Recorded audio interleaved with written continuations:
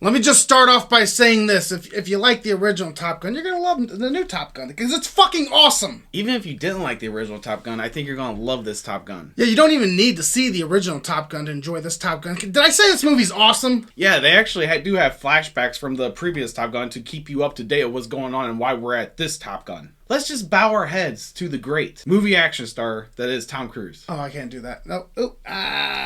See, that's going to land you in a lot of trouble. Why? He's fucking badass. Yeah, he is badass. He's great as fucking Maverick. I just saw the first Top Gun like 2 years ago. Ricky just watched it last week. Yeah, not even a week ago. And I get the charm with that movie. You know, it does have that great 80s vibe to it, and they pay a lot of homage to that movie in this one. But I think this one does everything better except for one thing. What? I don't want to say it right now. We'll get to the negatives. Explain the plot to him. Oh, okay. Well, basically, you got Tom Cruise. He's playing Pete Mitchell again. It's 35 years after the first movie, and he's never advanced through the system. You know, he stayed a captain. At the very beginning of this movie, Maverick gets in a little bit of hot water. Yeah. That tells me that for the past 35 years, that's all he's done is just get in hot water. Well, that's Maverick. Yeah, Maverick doesn't give a shit. He goes by his own rules. Yeah, okay. Well, anyways, he doesn't advance through the system, whatever you would call it. He stays a captain. I don't know where you go after that. I'm rambling at this point. Yeah, basically, it's just Tom Cruise going back to the Top Gun Academy and I was gonna get there. That's basically the plot. I was gonna get there. Then he goes back to the Top Gun facility to teach these new,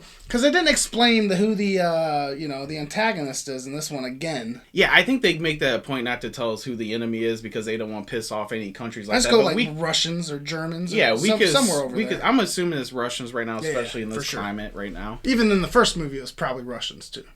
That's what I got from it. Yeah, it's always Russians, right? Goose's son, Rooster, is a big part of this movie, and Tom Cruise is trying to reconnect with him because Rooster still blames Tom Cruise for killing Anthony Edwards from the original. You're throwing different real names and fake names all together. It's confusing. I think Tom Cruise and Anthony Edwards. Maybe they probably don't know who Anthony Edwards is. He was great at ER. Goose. Yeah. Now you just fucking made it confusing. Okay, it was confusing from the beginning. Okay, you fucking do it. There's a lost connection between Rooster, which is Goose's son, and Maverick, which is Tom Cruise. And, you got it. You're right. And Maverick is trying to fill the father figure role, I feel like, with Rooster in this movie. Yeah. And then we get no explanation what happens to Kelly McGillis's character from the original. Don't remember her name. She's basically just gone. At least, I mean, unless we missed it. I don't think Ricky remembers either. I don't remember a point. Jennifer Connelly takes over the new role of the love interest, which she is fine. But I feel like their relationship's a little underdeveloped, and I don't really care by the end of the movie if they get together or not. Yeah, I do this thing where at the beginning of the movie, I kind of look around and check out the surroundings, and I just missed the whole setup for the movie. I think that happened to me in this viewing as well. Because at the very beginning, I was confused.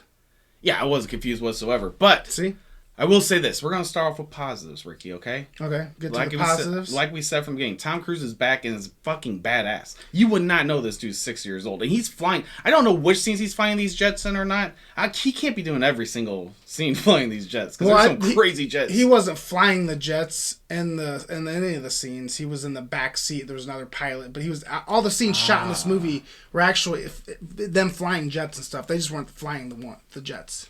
Okay, and yes, the jet scenes are fucking incredible. Dude, this movie is fucking action-packed, dude. That's a positive without a shadow of a doubt. While telling a good story as we go along, too. And it was a fun watch. It was a fucking... It knew exactly what it was. If you're a Top Gun fan, like I said, you're going to fucking absolutely love this movie. Because it had all the throwbacks. We had the beach scene, the volleyball scene for the first movie. That didn't work for me. So here's where we disagree. I'll tell you why. They're not playing volleyball in this new movie. They're playing like some sort of football. But each of them have a different colored ball. They're playing offense and defense at the same time. That seems fun as shit. Oh, so that's where I was a little confused by, how do you play football in that way? Well, there's like 10 on 10, and each person snaps the football, and then, this person's trying to throw it over here to go that way. But, your whole team is either, I can play offense right now, or, I better go play defense. It seems like a fucking fun game, and I don't know if that's like a game you learn chaotic. In Scientology, if that's like a Scientology type game or something. That's probably the way Scientologists do play football. I mean, I don't even know if they're allowed to watch real professional football, so they probably assume that that's the way they play football. Makes sense to them. Makes no fucking sense to me because I love football. Regardless, yes, they have hot, sexy bodies in this movie for men, mainly, right? And the original Top Gun had volleyball scene that is freaking iconic as shit. How I didn't like it. Yeah, it's very dated, but it's got charm to it. It's just like it's that 80s like macho man shit that comes off in a different way, right? Sure. And this new one, it just doesn't fit in this world today, I feel like, with what they were trying to do. It just didn't have the same I just explained to you. It's like, dude, it's a fucking fun game. You're playing offense and defense at the same time. It's intriguing. Also, you're watching the new Top Gun movie, and you're going, in your head, you're going, I hope they top that fucking volleyball scene. Like, is that what's going on here? Because that's like, I don't think that's a main part of the movie at all. I think that's just a nice little fun little throwback. I just feel like it was fan service that wasn't really... They didn't do a good job with that fan service. So to me, it felt wasted. Okay, fair. Is that fair? Okay. The thing I love about this movie, Ricky, is that it feels like an 80s and 90s action movie, but set today. Like, does that make sense? Like, it has the feel of an 80s and 90s movies, but feels very much so current as well. I don't see much of an 80s. I mean, with some of the music, it gives you, it reminds you of the original movie, which can give you some 80s feelings, because the original movie was the most 80s thing ever, besides, like, Tina Turner, maybe, or Cher. Yeah, what I'm trying to say is, though, I think the movie does a great job of capturing the nostalgia and just capturing the great action movies from the 80s and 90s, but making it feel within today's world as well, so it doesn't feel dated. Whereas the original Top Gun feels dated today. Still fun, still charming. It was like, but 36 years ago. I feel like, and this might be a little controversial, I feel like this movie's going to be more timeless as time goes by. I just feel like it's timeless, more so than the original Top Gun, which we love because of the 80s. How's this for controversy? I think fucking the new Top Gun is leaps and bounds better than the original Top Gun. I'm not ready to say that yet, but that says a lot about me, because I might say that eventually. I did have a much better time watching this movie, but I also saw it in the theater, whereas I watched the original Top Gun on a laptop or some bullshit, So I do want to give them both a watch, but I might not be far off from you. It could be better. Once you rewatch the original Top Gun, you're like, oh, I get it. It's a good movie, but it's just, it just didn't hit for me. Another thing I really loved about this experience was the guy sitting next to me, the older gentleman, he smelled so good. Really? Yeah. So, I mean, I'm watching the movie, I'm enjoying action fucking scenes galore, and this guy just smells great. How'd you guys feel whenever the football scene was going on? Well, we didn't converse. You guys didn't make eye contact? No, we didn't converse at all. The best part about this movie, what you're going there for, are the jet action scenes, and they are fucking incredible. The last 30, 45 minutes of this movie is just a great big action set piece that's just incredible. The thing I kind of hate about this movie... What, you're going to go straight into the negatives. You can't do that. You got to set it up. I'll say more positive. So, which kind of goes into my my negatives too eventually. Start all that over again. Why are you getting pissed? I'm not getting pissed. Yeah, you are now too. I'm getting pissed. Bitch.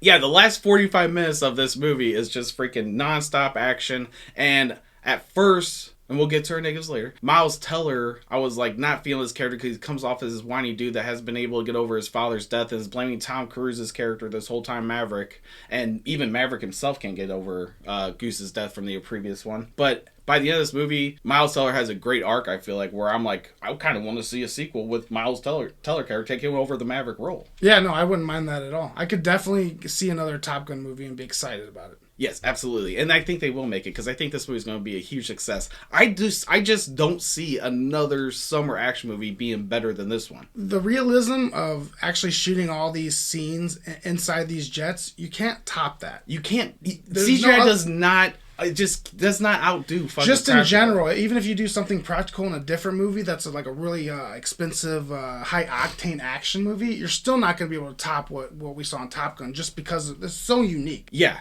and this movie kept getting delayed and delayed and delayed and delayed. That's because Tom Cruise knew that this movie was great for the movie-going theater experience. It just will work a lot better with the crowd. This is one of the first times I heard people cheer in the audience outside of a Marvel or DC movie. And I thought that was fucking awesome. And I felt like cheering. I'm just not one of those guys that stands up and cheer. But I did feel like it. Now, on to the negatives, Ricky. Yeah, there's not many for me.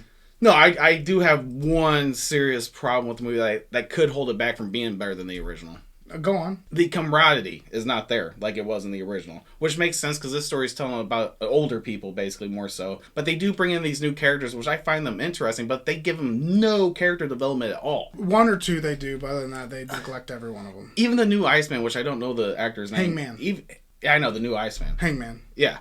Which is a stupid fucking name. But regardless, he does fine. And his arc just kind of comes out of nowhere. Where he has a cool scene at the beginning where he's like, okay, that's new Iceman. Then he has a scene where he's a complete fucking asshole. And then this thing happens at the end where you're like, you guys did nothing else in between that part and this part. But I found these characters interesting. I just wanted to see them go a little bit further with them and maybe have more scenes with that instead of focusing on Tom Cruise and Jennifer Connelly's character. I just didn't think that romance was anything that special that we haven't seen before. From the very beginning of the movie, I was fucking in. They played the danger zone, which I thought that was brilliant. I kind of wish they were brought Take My Breath Away into it. I'm not. After watching the first one and then editing that video, I'm like, I never want to fucking... I felt like it would have worked at the end. At the very end, they could have used it. Yeah, I felt like it would work there. And yes, it would have been cheesy as shit. But Top Gun's cheesy. Even this Top Gun is cheesy. I think deliberately so cheesy, because there are some cheesy ass lines in it. And can we just say, John Hamm? Awesome villain. I fucking hated him. Yeah. No, I mean, what? No, I did not like that character whatsoever. He was an awesome villain. Yeah, that's what he did his job. No, but he's just a one-note fucking asshole, and then they try to give him some redeeming qualities at the end? How do you play that? That's what the character is. Okay, Ricky, what do you give Top Gun? What's it fucking called? Maverick. Yeah. I give it a 7.9. I have to go higher than Min. I gave Min an 8.3. I'm going to give this one an 8.4. I'm one of those people that grew up with Top Gun, and I never watched the movie. I always hated that fucking movie for some reason, even though I never saw it. I just never caught my interest. I'm like, a movie about fighter jets? Yeah, I'm like, airplanes? I'm Get out of town, nerd. And then one day, during COVID, I just decided, I'm going to watch Top Gun. And I watched it, I was like, this is fucking awesome. So, well, we'll disagree there. And then this one, I wasn't expecting it to be as, I don't want to say great, as great, yeah. As great as it was. Fun. It was a great freaking movie-going experience, and I recommend every single one of you to go out there, fork up the $10, $15, $20, wherever it is in your state or whatever, and just enjoy the ride. Yeah, I would highly suggest seeing this movie in the theaters over your living room. I think that's what the movie's made for. Actually, at the beginning of the movie, Tom Cruise had a message for us, basically saying that this movie is made to be seen in a theater. And at first I was like, shut up, idiot. You're trying to make money.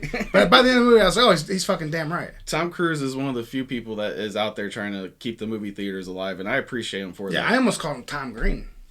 Okay. They're both Canadians, I think.